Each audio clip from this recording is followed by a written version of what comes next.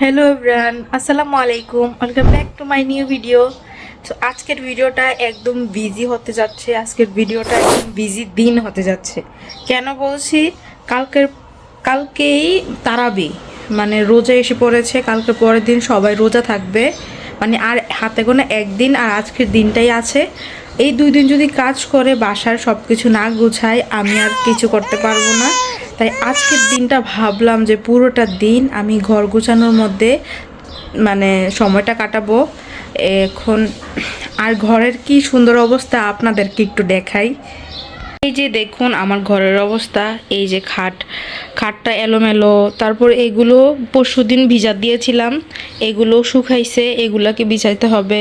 আমার কাপড়, এখানে পাউরুটি, এখানে টমেটোর তারপর এই সোফাটা দেখেন, সোফার কাভার খোলা হয়েছে, এখানে কুশনগুলোর কাভার নাই, সব এলোমেলো। এই যে দেখুন সোফাটা কি এলোমেলো, মানে এই সোফার কাভারগুলো খুলে আমি ধুইছিলাম, এগুলো শুকাইছে, এগুলো বিছাতে হবে। এখানে সব কিছু এলোমেলো হয়েছে, কুশন কাভারগুলোর মধ্যে কোনো কাভার নাই। পরশুদিন আমি বের হয়েছিলাম, এগুলো পরে আছে, এগুলো ধুতে হবে। তারপর এই যে এগুলো অনেক ময়লা হয়ে আছে, এলোমেলো।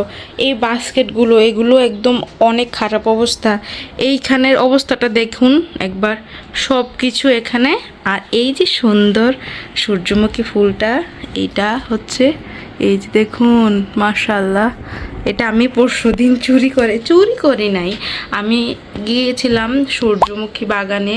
ওইখানে আমি ছবি তোলার পরে আমি মনে মনে ভেবেছিলাম যে যেহেতু এখানে লেখা আছে যে ফুল ছিঁড়লে 100 টাকা জরিমানা, আমি ভাবছি যে হয়তো ফুলটা ছিঁড়লে আমি 100 টাকা দিয়ে দিলেই হবে।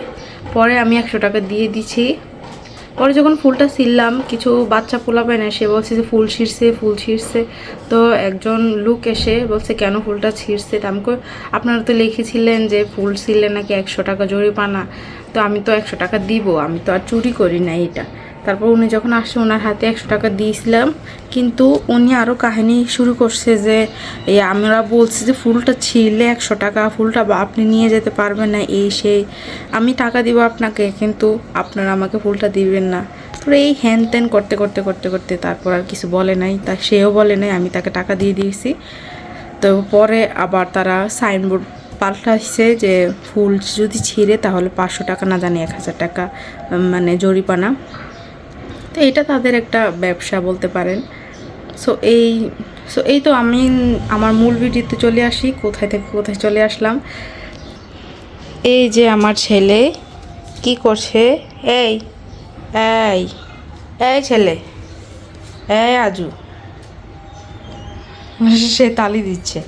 আচ্ছা, এই যে দেখুন এইখানে টেবিলটাও এত একটা, সব বোতল, তার ফ্লাক্স, ফ্লাওয়ার, এই সোফাটাও এলোমেলো, এখানে কাঁথাগুলো, তারপর গামছা, এখানে ওর প্যাম্পাসের টিস্যুর খাবার, পাওয়ার ব্যাংক, আবার টিস্যুর বক্স, খাটগুলো এলোমেলো, বিছানা চাদর আজকে পাল্টাতে হবে। তারপর এইখানে এই দেখুন সব কিছুই ধরতে গেলে এলোমেলো আর এলোমেলো। তারপর আপনাদের আরও কিছু দেখাই। এই যে ধরেন এই অনেকগুলো পেঁয়াজ এনেছিল রোজার জন্য, এগুলো এইভাবে রয়েছে, এগুলো গুছাতে হবে। তারপর এগুলো সুন্দর করে ঝুলে ব্লেন্ড করে রাখতে হবে। তারপর এই যে দেখুন এগুলো খুব এলোমেলো হয়েছে, এগুলোকে গুছাতে হবে। এই যে আমার শোকেসটা, এটাও খুব এলোমেলো আছে, এটাকেও গুছাতে হবে। দেন এই যে দেখুন টেবিলটা আমার, এখানে সব কিছু এলোমেলো, কোনো কিছুই গুছানো নেই। এই যে টেবিলটা দেখুন কি একটা অবস্থা, এগুলো সব গুছাতে হবে রোজার আগে। এগুলো সব, এই যে কার্টনটা দেখতে পাচ্ছেন, এগুলো সব ফালানো যাবে। মানে এই হচ্ছে ঘরের অবস্থা, কি একটা বিশ্রী অবস্থা বলুন। রান্নাঘরের এমন অবস্থা তো প্রতিদিনই থাকবে, এটা তো আর নতুন কিছুই না, এটা আপনারা যারা আমার ব্লগ দেখেন তারা সবাই জানেন। এগুলোকে গুছাতে হবে।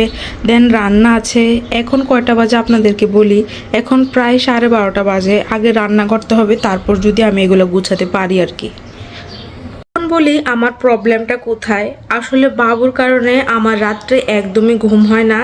আমি গতকাল রাত্রে প্রায় কয়টা দিয়ে ঘুমিয়েছিলাম, প্রায় 1:30 বেজে যাবে, সেই সময় ঘুমিয়েছিলাম। বাবুকে ঘুম পাড়িয়েছিলাম প্রায় 12টা হয়ে যাবে। তারপর কিছুক্ষণ মোবাইলটা ঘাটাঘাটি করতে করতে এই 1:30 বেজে গিয়েছিল। তারপর ঘুমিয়েছিলাম, ঘুমানোর ঠিক 2 ঘন্টা পরেই সে আবার উঠে গেছে। উঠার কারণে তারপর তাকে আমি আবার উঠলাম, নিচে উঠলাম, রান্নাঘরে এসে তার খাবার বানালাম, খাবার বানিয়ে তাকে খাইয়ে ঘুম পাড়িয়ে একদম ফজর হয়ে গিয়েছিল, সূর্য উঠে মানে সূর্য উঠা অবস্থায় এরকম হয়ে গিয়েছিল। তারপর আমি ওকে ঘুম পাড়িয়ে তারপর নিজে ঘুমাই। নিজে ঘুমানোর আবার সে 1.5 ঘন্টা পরে সে আবার উঠে গিয়েছিল। তখন আমি আর ঘুম থেকে উঠতে পারবো না, তোমাদের ভাইয়াকে বললাম যে ওকে দিয়ে আসো ওর দাদুর কাছে, আমি আর রাখতে পারবো না। তারপর ওকে দিয়ে আসলো, তখন আমি ঘুমিয়েছিলাম। এই যে রাত্রে ঘুম হয় নাই, আর ঘুম থেকে উঠেছি 11:30টায়। এই রাত্রে ঘুম না হওয়ার কারণে আমার ঘুমের টাইমটা এলোমেলো হয়ে যায়, এই কারণে আমার দিন অর্ধেক চলে যায়, আর বাকি দিনটা আমি রান্না করতে করতেই সময় চলে যায়, আর ঘরের কোনো কিছু করতে পারি না।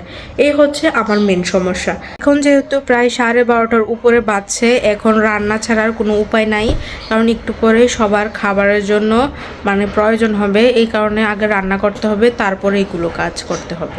আমি বাবুকে খাইয়ে দেন ওর দাদুর কাছে দিয়ে আসবো, তারপরে আমি আরামসে কাজ করব। কি করছো? হুম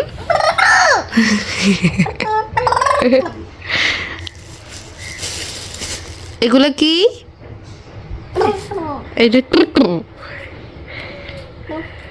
এগুলা কি বাবা? হ্যাঁ বলো, এগুলা কি বাবা?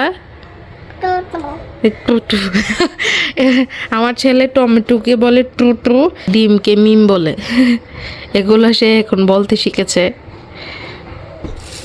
আমার নতুন বিছানা, এগুলা সে এখন অনেক নষ্ট করে ফেলবে, বিছানাটাকেও নষ্ট করে ফেলবে। আমি এগুলোকে তাড়াতাড়ি গুছাই। বাবা দাও দাও, এগুলো দাও, এইগুলো দিয়ে খেলে না, এগুলো খেলার জিনিসটা। গতকালকে রাতে এই টমেটোগুলো নিয়ে এসেছিল, কারণ আমার চাটনি খেতে মন চাইছিল। পরে আর শরীর ভালো না থাকার কারণে আমি আর চাটনি বানানো হয় নাই। সব কিছু এখন সবার আগে কাজ এই সব কিছু গুছানো। 1 2 3 এমন একটা ট্রান্সফরমেশন আমাদের সব আপুরার একটা প্রয়োজন, মানে সবার লাইফে যদি এমন একটা ট্রান্সফরমেশন হতে পারতো আসল লাইফে, সেটা কতই না সুবিধা হতো আমাদের জন্য, তাই না আপুরা, কি বলেন? তারপর আমার অনেক খিদা লেগে গিয়েছিল। এই ফুটেজটা ছিল প্রায় 2টার পরে, এই ফুটেজটা ছিল। তখন গিয়ে তোমাদের ভাইয়া এই ছোট সমুচা, তারপর ছোট সিঙ্গারা, আর সাথে সালাদে ছিল মূলা, শসা, গাজর, সো এগুলো খেয়েছি। আর আমি কিন্তু সব কিছু জোগাড় করে একটার মধ্যে খাবার রান্না বসিয়ে দিয়েছিলাম। আজকে আমি রান্না করেছিলাম লাউ দিয়ে, মসুরির ডাল দিয়ে, তারপর করলা দিয়ে, আলু কুচি করে, আর বুটের ডাল দিয়ে রান্না করেছিলাম। এই করলা তরকারিটা খুব মজা হয়, অসাধারণ, অনেকগুলো ভাত খাওয়া যায়। আর লাউ রান্না করেছিলাম আমাদের বাসার বাকি মেম্বারদের জন্য। এখানে ভাত বসিয়ে দিয়েছিলাম, বাকি সব কুটে ধুয়ে রেখে দিয়েছিলাম। সব কিছু তাড়াতাড়ি হয়ে যায়। আর এরই মধ্যে গ্যাস চলে গিয়েছিল। তারপর আবার নিচে কল করে বললাম যে গ্যাস চলে গেছে, এক্সট্রা করে সিলিন্ডার ছিল, তারপর ওইটা লাগানো হয়েছে। তারপর এই ফাঁকে সেই রান্নাগুলো বসিয়ে দিয়ে ওইগুলো এক সাইডে হতে থাক, আর এক সাইডে আমি কাজ করছিলাম। প্রথমে চলে আসলাম টেবিলটা গুছাতে। যেগুলো প্রয়োজন নেই, আমার দরকার নেই, সেগুলোকে আমি আলাদা একটা জায়গায় রেখে দিব, আর যেগুলো প্রয়োজন সেগুলোকে আমি যেই জায়গায় থাকার কথা সেই জায়গায় রেখে দিব। তারপর টেবিলের কাপড়টা উঠিয়ে আমি টেবিলটাকে ভালোভাবে মুছে নেব। টেবিলটা মোছার জন্য আপনারা গ্লাস ক্লিনার ইউজ করতে পারেন। আমার বাসায় ছিল, কিন্তু আমার কাছে মনে হয়েছে টেবিলটা অনেক নোংরা, তার জন্য আমি একটা বাটিতে লিকুইড ভিমবার নেওয়ার পরে সেখানে পানি দিয়ে লিকুইড ভিমবারটাকে গুলিয়ে তারপর একটা সফট নেটের, যেগুলো ফল আনেন, যেই ফলের নেটগুলো হয় সেই নেটগুলো দিয়ে আমি টেবিলটাকে মুছে নিয়েছি। তারপরে আমি শুকনা একটা তয়লা দিয়ে আমি টেবিলটাকে 2বার করে 3বার করে মুছে নিয়েছি। তারপর আয়নার মতো চকচক করছে। তারপর দেখলাম যে চেয়ারগুলো হালকা একটু ধুলো পড়ে আছে, সেগুলোকে আমি মুছে নিয়েছি। এই কার্টনটা ফালিয়ে দিয়েছি, কারণ এখানে যত সব শপিং ব্যাগ আছে সব যেগুলো প্রয়োজন নেই সেগুলোকে ফালিয়ে দিলাম। তারপর দেখলাম ফিল্টারটা অনেক বেশি নোংরা হয়ে আছে, একদম বেশি খারাপ অবস্থা, দেখতেই পারছেন কেমন হলুদ হয়ে গেছে। আসলে আমাদের ফিল্টার ব্যবহার করা হয় না, এটা গত 6 বছর যাবত এইভাবে পড়ে আছে। আমরা ফিল্টার থেকে পানি খাই না, এটা পড়ে আছে, যে এইভাবেই রেখে দিলাম, এটাতে আর পানি রাখি না আমরা। তারপরও আজকে যেহেতু দেখলাম যে এটা চোখে অনেক ময়লা লাগছে, এটাও তো একটা সুন্দর ঘরের। তারপর এটা আমি বেসিংয়ে নিয়ে ভালোভাবে ধুয়ে পরিষ্কার করে নিয়েছি, সেটা আর দেখালাম না। তারপর দেখলাম যে সুইচ বোর্ডটা ময়লা হয়ে আছে, সেটাকে হালকা ভিজিয়ে ন্যাকড়াটাকে একদম পানি নিংড়ে নিয়েছি। তারপর এই তয়লা দিয়েই আমি মুছে নিচ্ছি। তারপর ব্লেন্ডার মেশিনটা, যেই মেইন মেশিনটা, সেটাও ময়লা হয়ে আছে। তারপর যেখানে আমি রেখেছি সেই জায়গাটা ময়লা হয়ে আছে। বিগত কয়েকদিন যাবত আমি ইফতারির জন্য অনেক কিছু আইটেম বানিয়ে রেখেছিলাম, সেইগুলো কাজ করেছিলাম ব্লেন্ডার মেশিনে, সেই ময়লাগুলোই লেগে আছে, সেগুলোকে ক্লিন করছিলাম। তারপর এক ঘষাতেই সব কিছু চকচক করছিল। তো আমার খুব ভালো লেগেছিল, কারণ ঘরের কাজ করতে আমার খুব ভালো লাগে। রান্না করতে যত বিরক্ত লাগে, কিন্তু ঘরের কাজ করতে আমার অনেক ভালো লাগে। ঘর গোছাতেই বেশি আমি ভালোবাসি, রান্না করতে তত আমি ভালোবাসি না। তারপরে মাঝে মধ্যে রান্না করতে শখ হয়। বেশিরভাগ আমি তরকারি রান্না পছন্দ করি না, কিন্তু আমার ফাস্টফুড আইটেমগুলো সেগুলো অনেক মজা হয়, তো সেগুলো আমি শখ বশত রান্না করে থাকি, রেসিপি বানিয়ে থাকি, হাজব্যান্ডকে, তোমাদের ভাইয়াকে রান্না করে খাইয়ে থাকি। আমার ছেলেটা অনেক কান্নাকাটি করছে, অনেক দুষ্টুমি করছে, ওর জন্য ভয়েস ওভার করতে পারছি না, রাত্রেবেলাও ভয়েস ওভার করতে পারে না, কি যে একটা অসুবিধা। আপনাদের জন্য অনেক কষ্ট করে ভিডিও বানাচ্ছি, অবশ্যই আমাকে একটু সাপোর্ট করবেন, আমার পেজটাকে একটা ফলো করে দিবেন, ইউটিউব থেকে দেখে থাকলে অবশ্যই একটা সাবস্ক্রাইব করে দিবেন। টেবিলের রুমটা গুছিয়ে আমি চলে আসলাম আরেকটা রুমে। এখানে আমার যে র্যাকটা আছে, আমি এটা কিনেছিলাম, আপনারা যারা আমার ভিডিও দেখেন তারা দেখবেন।